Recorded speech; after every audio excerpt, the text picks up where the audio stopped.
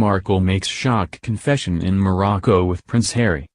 She was a successful television actress for years, but Meghan Markle, the Duchess of Sussex, admitted to occasionally feeling camera shy. Meghan made the confession today when she and Prince Harry began the third day of an official visit to Morocco with a visit to the country's Royal Federation of Equestrian Sports in the capital Rabat. The couple were there to learn more about the country's developing program of equine therapy for children with special needs, funded by King Mohammed VI. They watched a grooming session with 3 Shetland ponies, Caramel, a Palomino, Xena, a piebald with black and white markings, and Molly, a black pony, with some of the children who have benefited from the equine-assisted therapy program.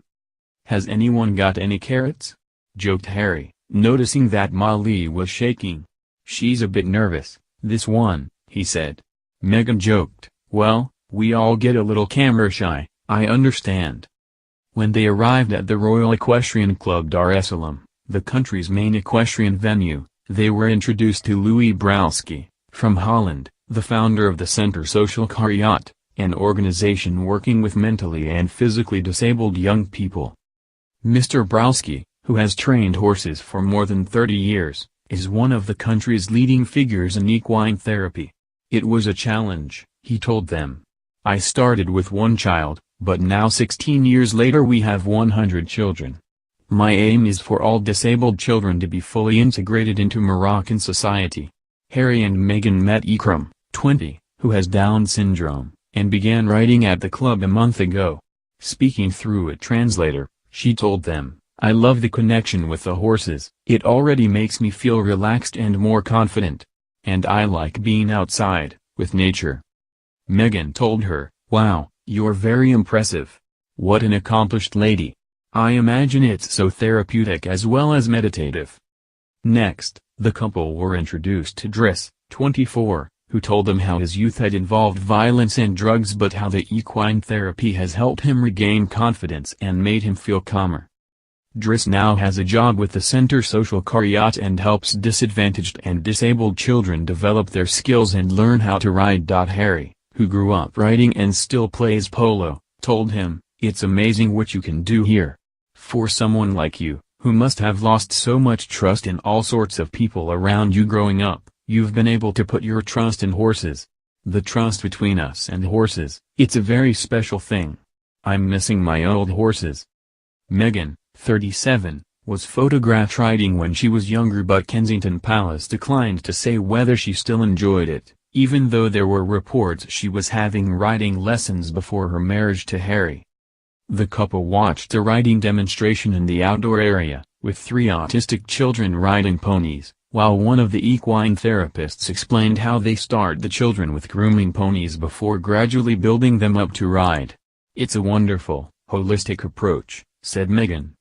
The couple then met with Omar Skoui, Sorec's president, Dr. Hussan Al-Nakin, the president of Spana, and Bard Fakr, the general secretary of the federation, before being introduced to some of the club's grooms and instructors. "How did you all get involved?" asked Harry. Speaking through a translator, one of the grooms told him, "Some of us have horses at home, but we all love working with the children. It's like a family." Asking them where they all from each day to work, Meghan said, "I imagine no matter where you all come from, it's so worth it. It's amazing what you all do here.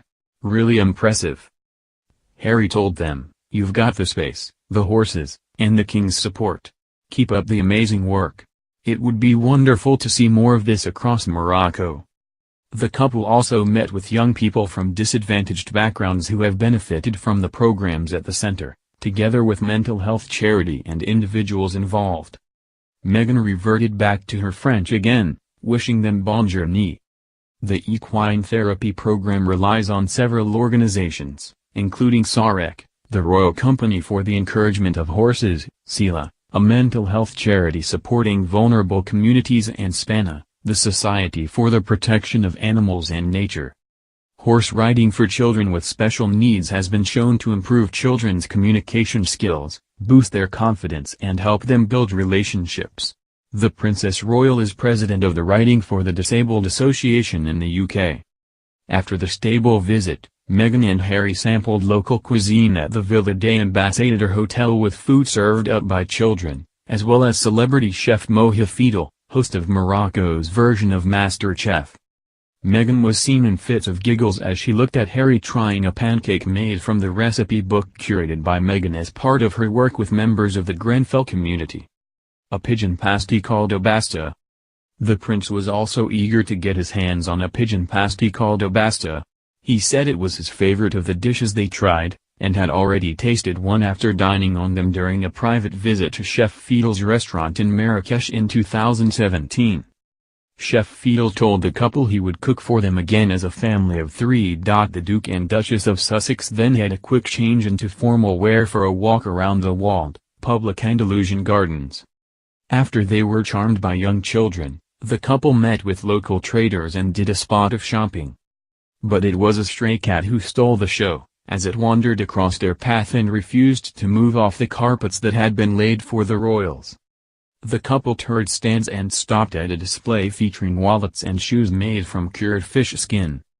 Meghan asked what happened when it got wet, but PhD student Noah Alawi replied, "It's waterproof."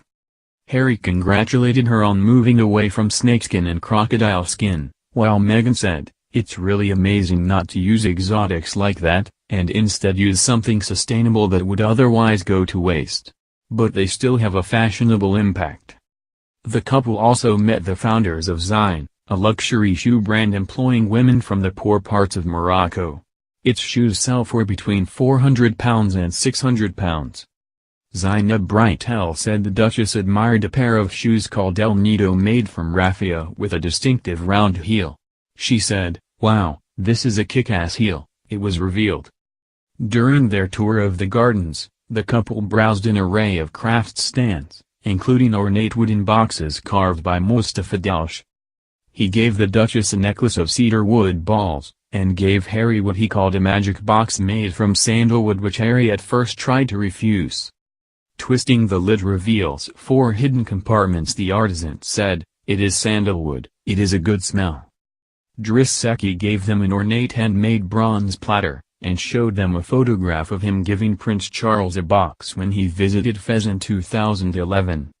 The environment was the hot topic of the day, with Harry urging recycling firms to put more pressure on big companies to reduce and even cut out production of single-use plastic bottles. He and Meghan were meeting entrepreneurs in Morocco who have started companies aimed at tackling the country's social, economic and environmental problems.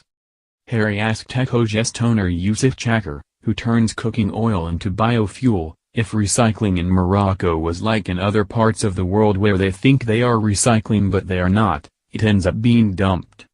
He went on to tell Mr. Chakr, "You need to put more pressure on the big companies." He said that while big companies might give money to environmental projects, they are still producing single-use plastic bottles. He added, "Go to the source." Morocco's King Mohammed VI will meet the Duke and Duchess to mark the end of their visit.